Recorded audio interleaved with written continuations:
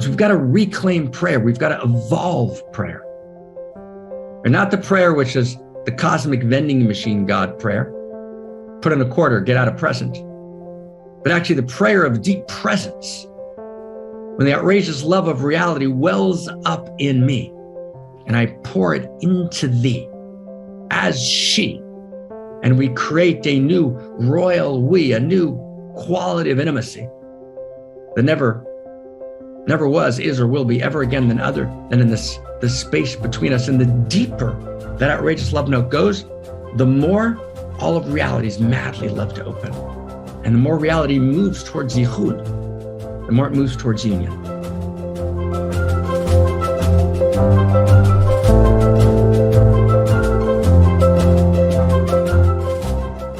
I feel a lot of tears in this moment, both tears of joy at the indescribable beauty of people all over the world stepping up in so many gorgeous ways, billions of acts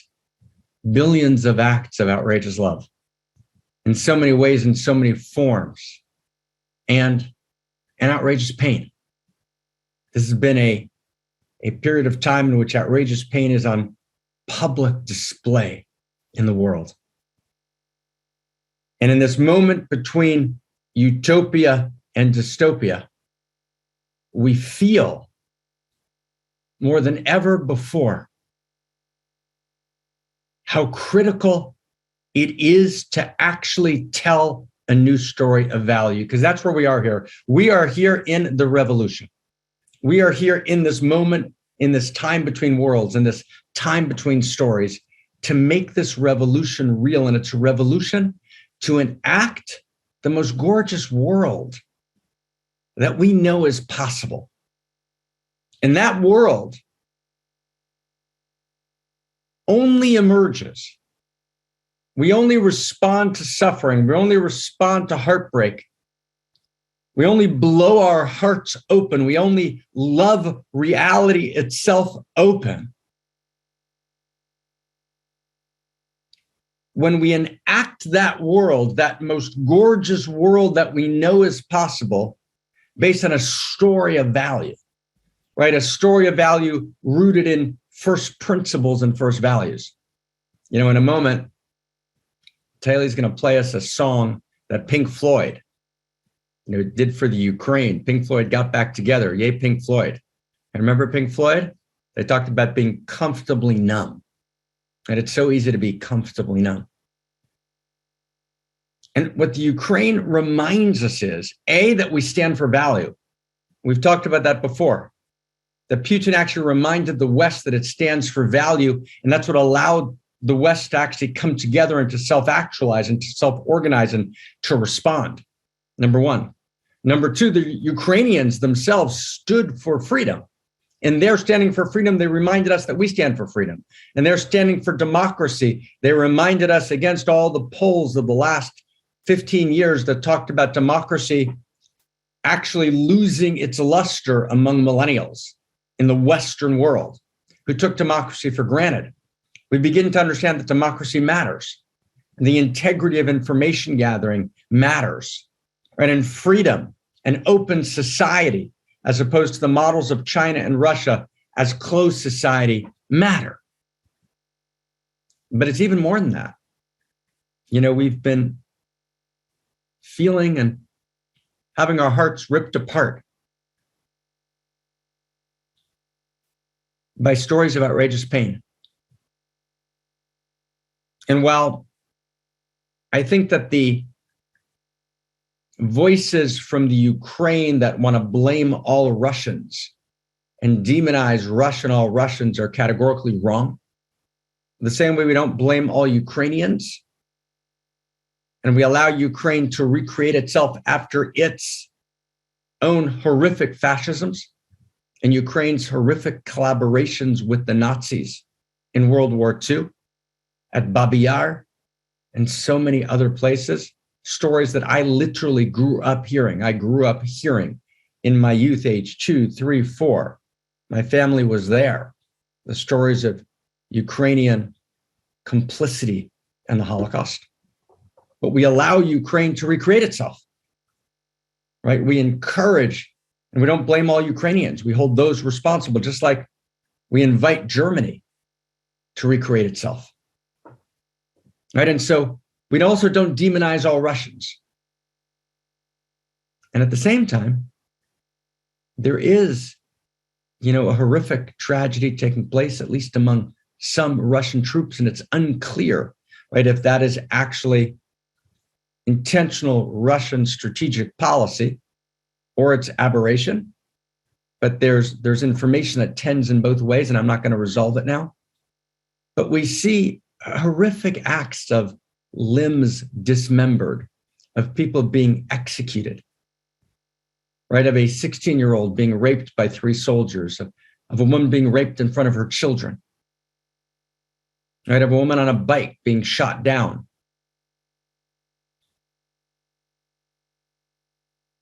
And it's not isolated acts. It's too many to excuse as isolated. And it's actually the new social technologies, many of them run out of Holland, out of Amsterdam, and a bunch of groups that have gotten together. They're actually using social technologies and aerial photography technologies and other dimensions of the techplex to actually track exactly what's going on in a way that we weren't able to do in any previous war, and to actually show that the Russian denials are false. And there are too many actions to attribute just to a few aberrant soldiers.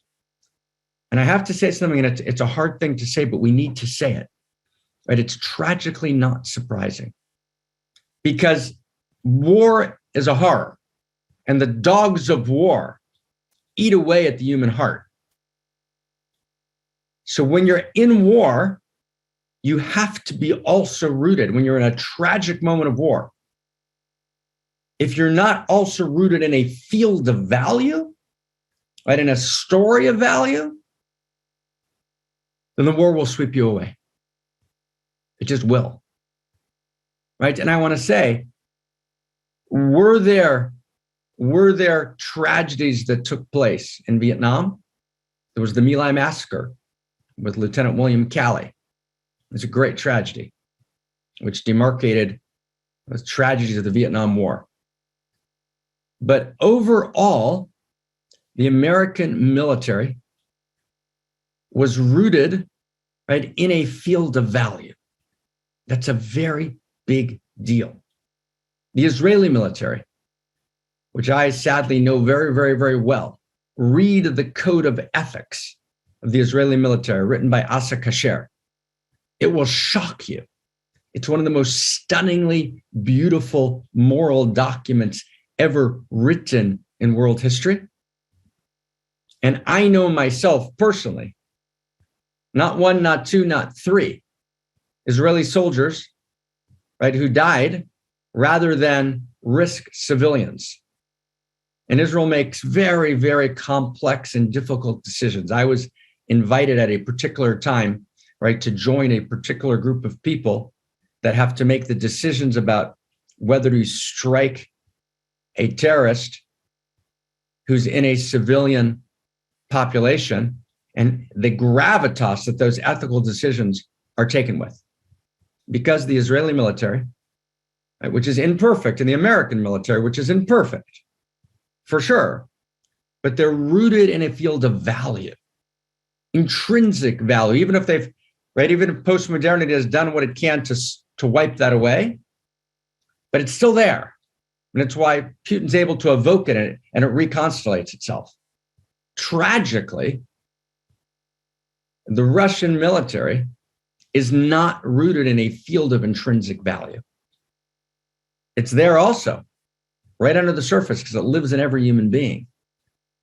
But actually, right, 90 years, 100 years post-Tsar, right, from Lenin on, right, of the utter crushing of the notion of intrinsic value, which was at the very core of Leninism. And there's, by the way, a direct line from certain forms of Leninism, Marxism, to existentialism, and then to postmodernity and the deconstruction of value. And I'm not going to track than an intellectual line right now, but there's a very direct line. It's not an accidental line. So of course, we're going to see tragically, horrifically, disproportionate atrocities by Russian soldiers who are thrown into a war that they don't understand, right? Who are overtaken by the dogs of war, but who have been robbed of a story of intrinsic value, intrinsic universal value, world-centric, in which every human being is irreducibly significant and valuable, cosmocentric value. That's not the values that animate the Russian military. And it's tragic beyond imagination. And we need to actually hold Russia accountable and hold all war crimes accountable. And we need to do it immediately. Let's hear from Pink Floyd. Welcome, everyone. We're going to celebrate this week, and we're going to pray this week, and we're going to be together this week. And it's a mad joy, right, to be with everyone. Right? And we want to speak truth. We want to do sense making. And at this moment between utopia and dystopia, we want to stand for the new story, right? The new story of evolutionary love, in which I actually understand I am evolution. I am evolutionary desire. I'm a unique configuration of evolutionary desire, right? There's three great questions. Depending how you count, maybe four. There's three great, maybe four questions in cosmoerotic humanism. The great questions of cosmoerotic humanism are, right? The great questions of cosmoerotic humanism are, and let's find each other in the chat box. Let's get them down, because everything emerges out of them. The questions are, who are you? Right? Who are you? That's the question. Who are you? And part of that first question is, of course, who are we? Right? Because who are we is right? It's not redundant. It's not isomorphic. It's not the same as who are you, but it's related. Who are you? Who are we? So who are we is part of the first question. But the second question is, right? Let's be with the questions now. Let's be with the questions, right? We've talked about these questions so many times, but let's kind of put them there so we can feel them, right? Not just who, but where. Where are we, right? Where are we, right? So who are you is what's my story of identity, but not my made up story, right? But the best validated story based on the best information we have, integrating the most important validated insights and all the leading streams of wisdom, pre-modern, modern, and postmodern, woven together in a larger synergistic whole greater than the sum of the parts, right? Like, wow. So that's our narrative of identity. Where are we? That's our universe story. Or where are we? Where do we live? What kind of universe do we live in? And three, and you can say three in a bunch of different ways, but one way to say it is, what's there to do? Right? Or where are we going? Right? Or another way to say that is, what do we really want? Right? Or what's my true desire? What's my deepest heart's desire? Who am I? Who am I? I am a unique configuration of desire. Right? But not just a unique configuration of desire, I'm a unique configuration of evolutionary desire. Right? So all of evolution lives in me. So yes, I am evolution, but I'm uniquely evolution. And evolution means desire. Evolution means reality desires. Reality yearns for more. Reality consistently differentiates and integrates, writes Spencer, in order to create greater wholes and greater depth and greater creativity and greater transformation. That's the nature of reality. So who am I? I am a unique configuration. I'm unique self. That's what unique self means. I'm evolutionary unique self. That's why we're creating, right, and Claire is leading it, a stunning unique self institute, right, to be kind of at very much at the center of what we're about, right, at the Office for the Future at the Center for Integral Wisdom here in One Mountain. Right? I am a unique configuration of evolutionary desire. Where are we? Where are we, friends? Where are we? Where are we? Right? Where are we? Right? Where am I? Right? Wizard of Oz. Am I in Kansas? Am I in Oz? And where am I in Atlantis? Where am I? Right? I live in a cosmo-erotic universe. I live in an amorous cosmos, right? I live in the universe, which is a love story. And I know that evolution, is the love story of the universe, right? So where are we going? Or what's there to do? Or what's my deepest heart's desire, right? What's my deepest heart's desire? My deepest heart's desire is to be lived as love, right? Uniquely, to commit my outrageous acts of love, which are my outrageous acts of creativity. I want to get that. We think love is easy. Love's not easy.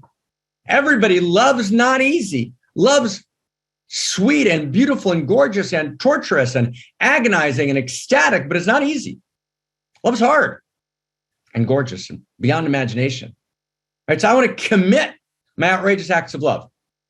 My deepest heart's desire is to be lived as love. My deepest heart's desire is to know and to be and to realize the truth that my story is a love story. And my love story is creative because love's wildly creative. And my love story reaches and yearns to manifest and to love and to deepen and to transform myself and those around me and to transform reality.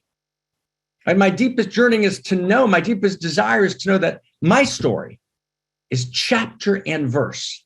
My story is a chapter in the universal love story.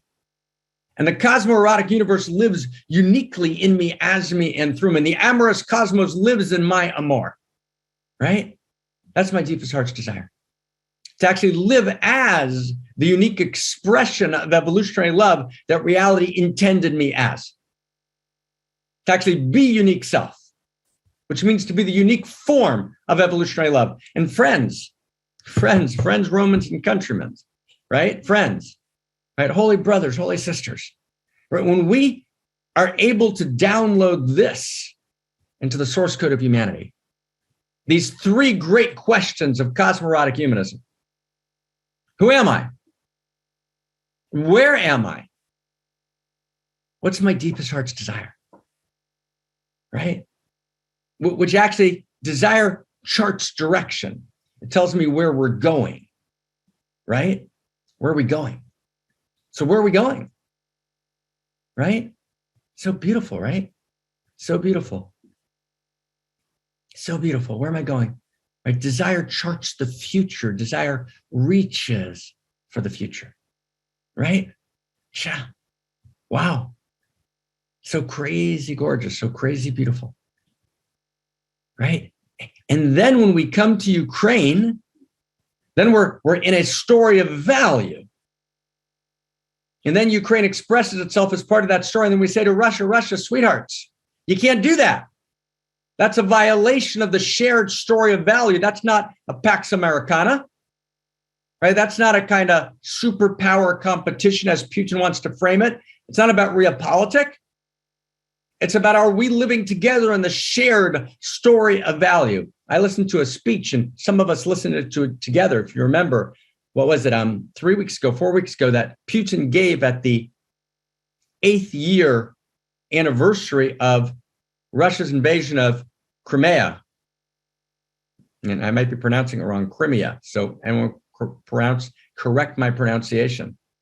And then he actually used the phrase in the speech, universal value. Wow. Right now, it wasn't a real expression of it, but it was an acknowledgement that that exists. Right? He didn't quite mean it, but it slipped out of his mouth. There he was. Right? And our challenge to Russia can't be a superpower challenge.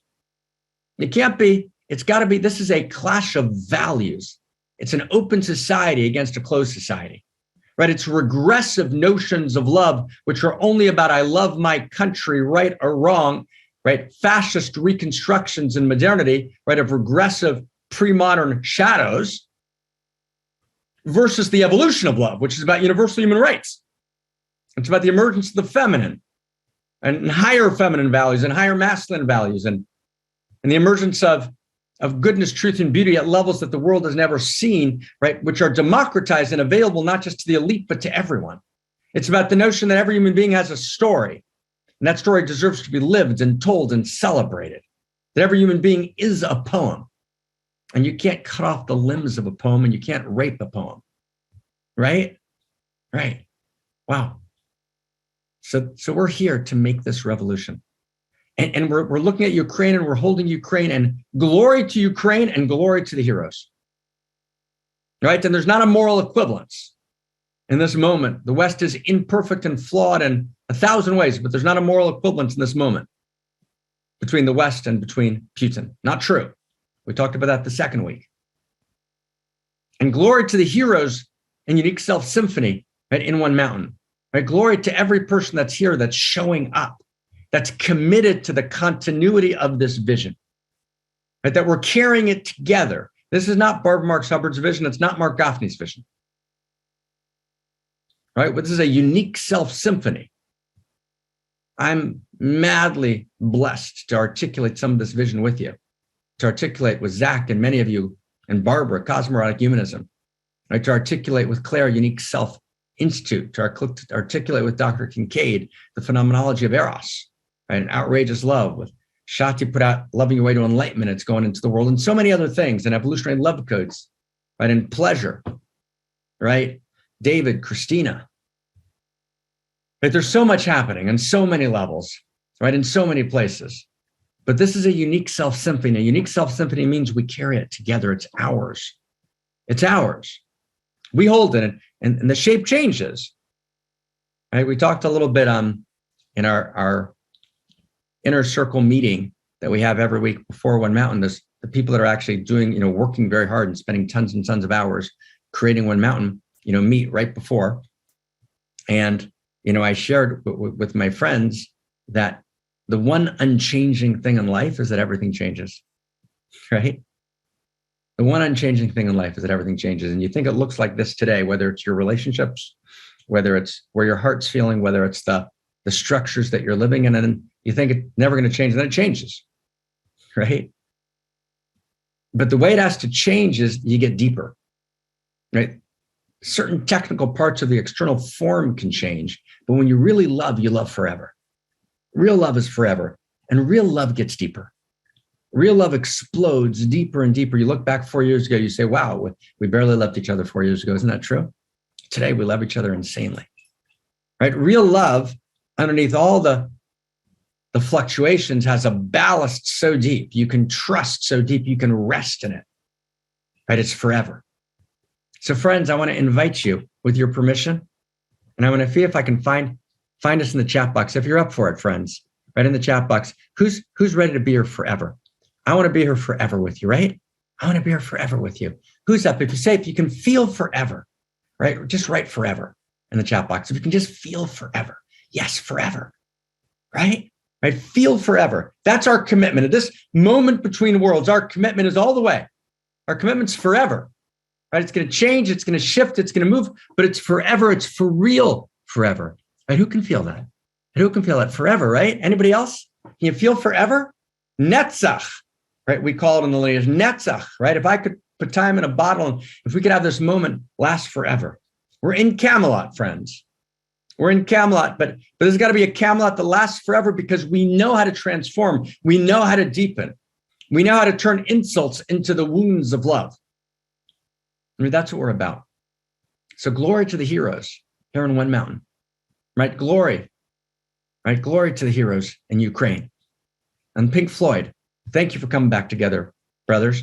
And thank you for singing this for us. And take us inside. Let's just hold this together.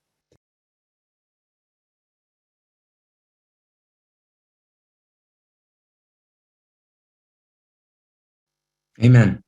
Right? Amen. Right? Amen. Pink Floyd. Right? I'll just read you the words.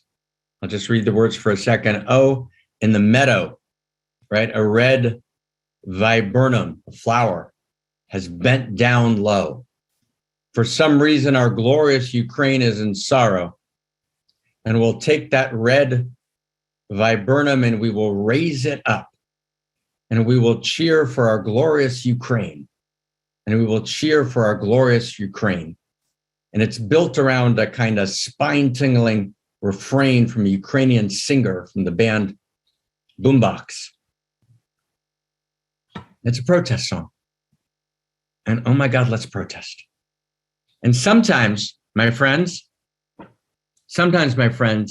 protest is prayer. So I want to invite us, and David, beloved David, take us into our code. Take us into our code, and let's go now all the way together, and let's open up and read it for us a couple of times, right? And let's go the next step. So big, huge next step. David, thank you. The God you don't believe in does not exist.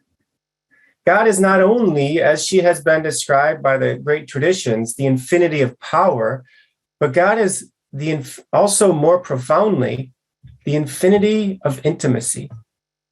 God is the infinity of intimacy, desiring finitude. Prayer is intimate communion between divine and human. It is true that human beings participate in divinity. This is the first person of the divine that lives as us. It is no less true that we are held by divinity in every moment. Every time we fall into she. This is the second person of the divine. And prayer is intimate communion between the infinity of intimacy and the intimacy of finitude. Finally, divinity is the force of Eros, always seeking deeper coherence and wider intimacies from quarks to culture and beyond. This is the third person of divinity. I'll repeat it one more time. The God you don't believe in does not exist. God is not only, as she has been described by the great traditions, the infinity of power, but also more profoundly, the infinity of intimacy. God is the infinity of intimacy, desiring finitude. Prayer is intimate communion between the divine and the human. It is also true that human beings participate in divinity. This is the first person of the divine that lives as us. It is no less true that we are held by the divinity in every moment. Every time we fall into she.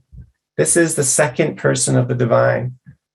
Prayer is the intimate communion between the infinity of intimacy and the intimacy of finitude.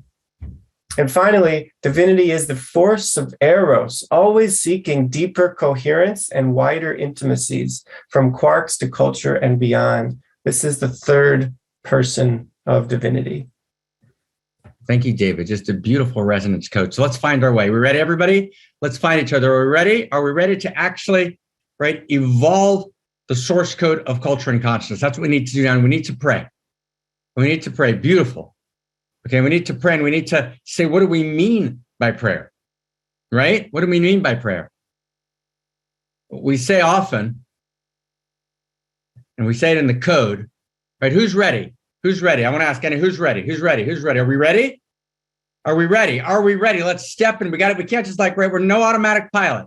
No automatic pilot. Nothing's automatic pilot. Not a festival, right? Not the joy in this moment, right? We got to create it anew every second. We create love anew every second. We create joy anew every second. Are we ready?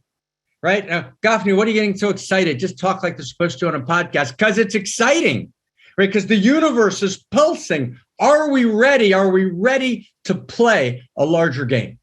Right? Are you ready? Yeah, you and me. Are we ready? Are we ready to play a larger game? Right? Are we ready to participate, right, in the evolution of love? Okay, so yes. So let's do this together. Let's do this together. Let's go through. I want to every 6 or 8 months or so, or we come back and try and relocate ourselves, reorient ourselves, right, in prayer itself and in the evolution of prayer.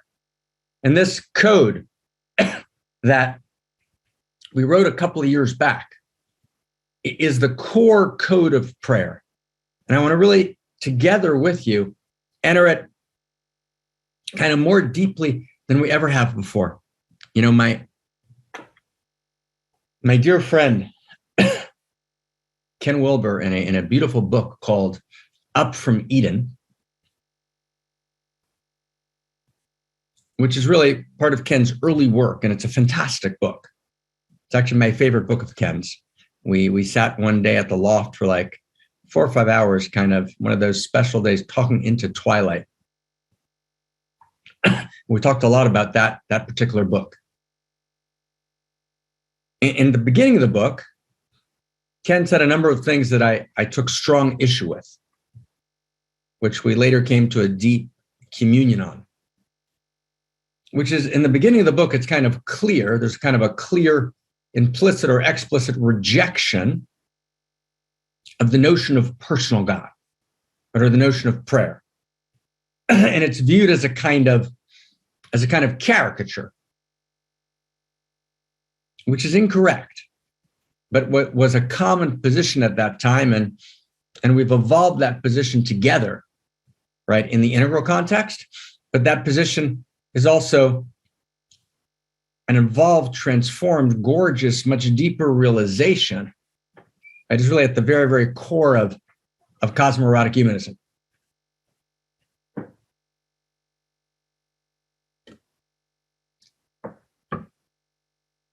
And at the very core is this understanding that we don't have to be embarrassed to pray. Right?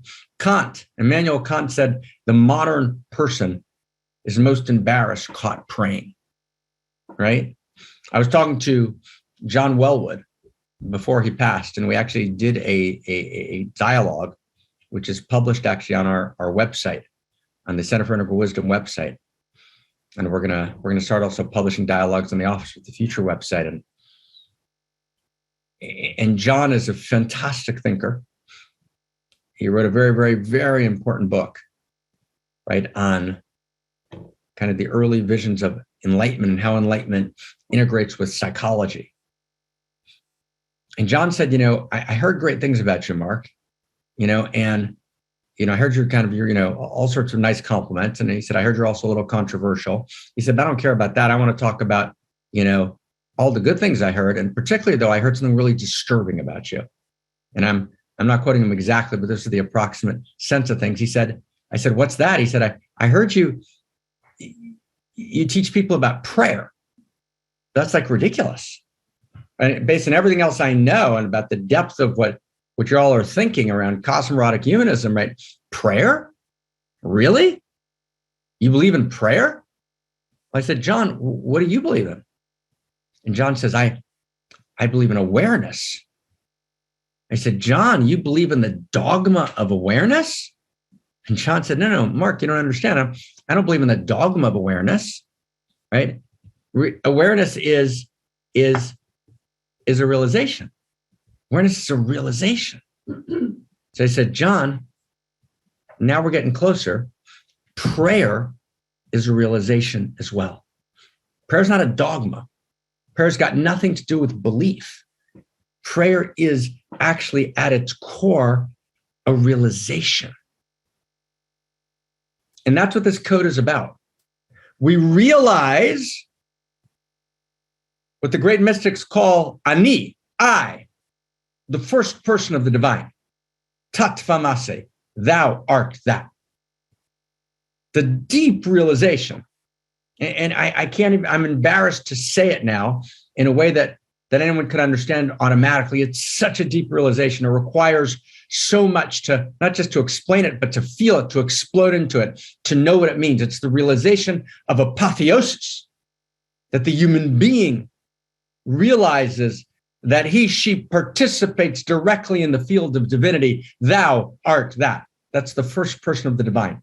But so often, sometimes I feel I'm saying it even to you, to the people I'm closest to, and we kind of just hear and it kind of, oh, okay, right. That's the first person of the divine. And we don't even, do you get what that means? Apotheosis? It's beyond imagination. We have to spend weeks on that. And the depth of our work, our practice of outrageous love is to realize that actually you realize apotheosis through outrageous love. And that's going to be actually our whole summer festival. We're doing a summer festival in the first weekend. It's going to be our 10th year. And the entire real theme of the summer, right, is going to be that actually you realize apotheosis happens through personal eros. Apotheosis happens through outrageous love notes. Apotheosis, I become the divine when I actually feel the divine quality of outrageous love awake and alive in me. And I write outrageous love notes, which is what the Song of Songs is. The great Song of Songs in the Bible is a series of outrageous love notes. That's what it is. It's outrageous love notes. And Solomon, the Song of Songs that belongs to Solomon, Shir HaShirim Asher LeShlomo, Solomon, right? The Song of Songs of Solomon, Solomon is called in the interior sciences Melech Shalom Shalom, the king to whom wholeness belongs. So beautiful. What does that mean? Solomon is the king to whom wholeness belongs, meaning Solomon, the king, the historical king, is the king. Solomon is God. And how does Solomon realize that he's God? Solomon realizes he's God through the 1,000 wives that he marries. What does that mean? So that's a mythical, esoteric code for personal eros. Solomon becomes the divine through his most personal and intimate loves. So it's the Song of Songs that belongs to Solomon. And I'm so much trembling. This is the first time I've said this out loud. So I'm so exultant, ecstatic to say this and share this with you. It's so gorgeous. So it's the Song of Songs that belongs to Solomon, the Song of Songs of Shlomo, of Solomon. Shlomo, the king, Shlomo means shalom, wholeness. The king, Shalom Shalom, the king to whom wholeness belongs. That's a code word for apotheosis. And that's what we're going to talk about this week in Sacred Text Study, right? That's a code word for apotheosis, right? I become whole. I become God through my personal eros. What's my personal eros? The outrageous love notes that I write. The Song of Songs is a series of outrageous love notes. So that verse, the Song of Songs that belongs to Solomon, the king to whom wholeness belongs, is the first verse of the Song of Songs. And what is the Song of Songs? A series of outrageous love notes.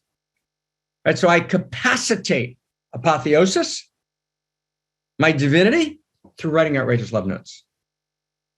I don't think there's actually another way, right? To actually become God. It's not enough to just realize I'm awareness or the awareness of awareness.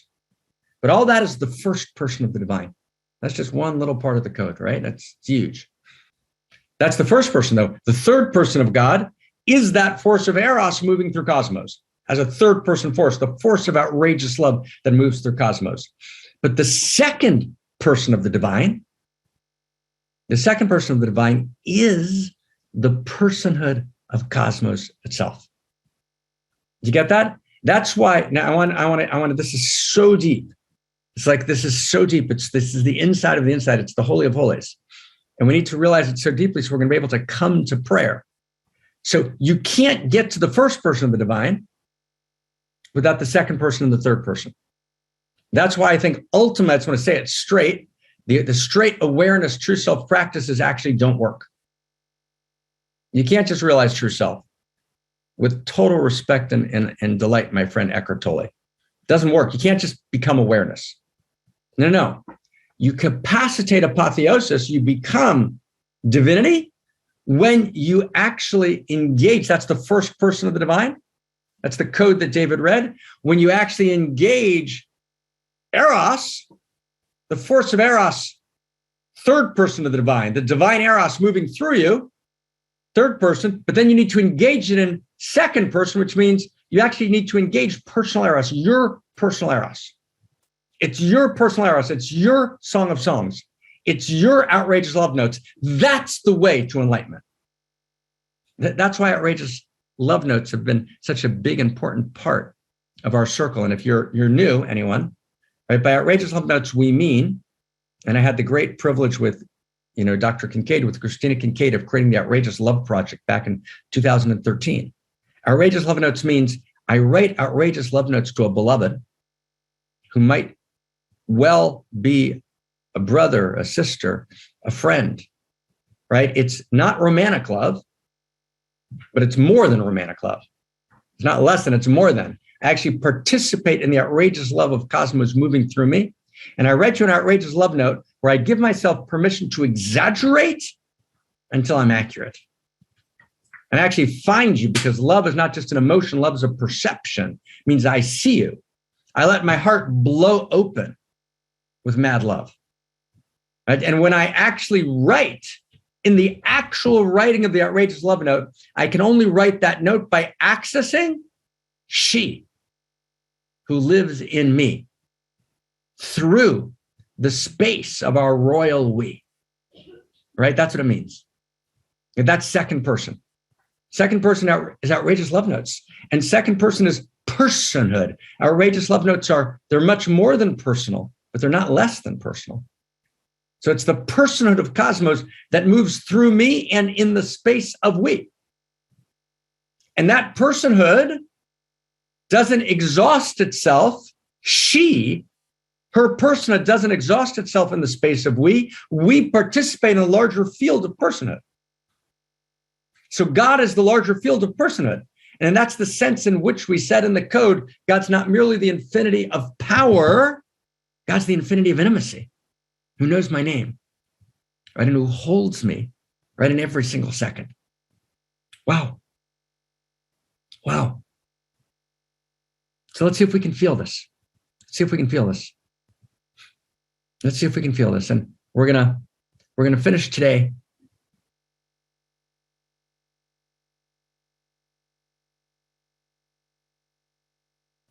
in 3 steps.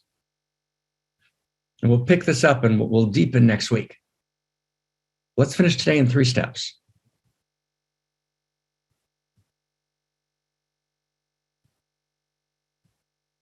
The master is Zushya of Anipal.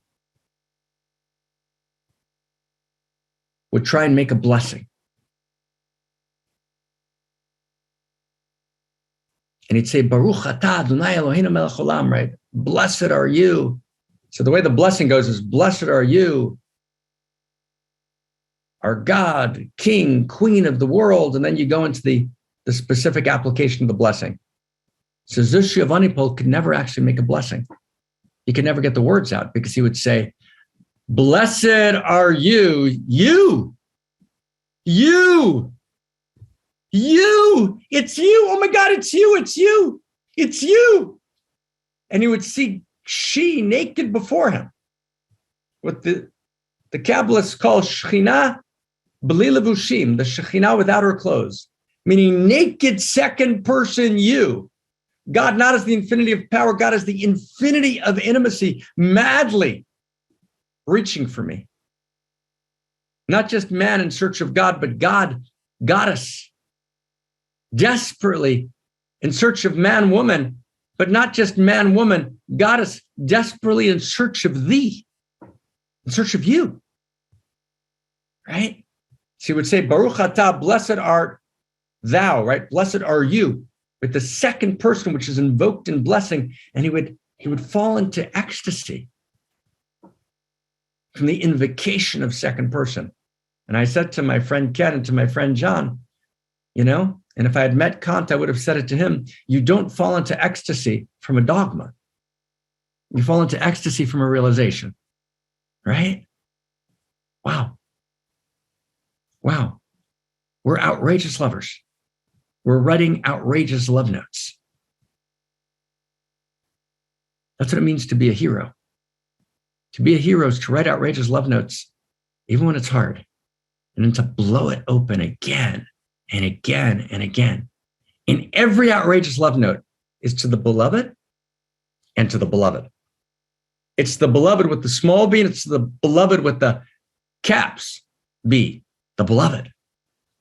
Because ultimately there's no split between the beloved and the beloved, between first person and second person, right? So we know that she's holding us in every second. She's holding our holy, right? And our broken hallelujah. So we've got to reclaim prayer. We've got to evolve prayer. And not the prayer, which is the cosmic vending machine God prayer. Put in a quarter, get out a present. But actually the prayer of deep presence, when the outrageous love of reality wells up in me and I pour it into thee as she, and we create a new royal we, a new quality of intimacy that never was, is, or will be ever again than in the space between us. And the deeper that outrageous love note goes, the more all of reality is madly love to open. And the more reality moves towards yichud, the more it moves towards union. So these weeks are about radical activism in Aleppo and in the Ukraine and in Ecuador, right? And in Libya and in Yemen and in Afghanistan, right? And in all the places in the world, in the United States and France and Belgium and Holland, right? In China, that are desperate to be loved open. And so activism is an utter given. It's utterly necessary in every possible way, and particularly right in this moment in the Ukraine. Russia has to be decisively defeated, right? And Russia has to be held accountable.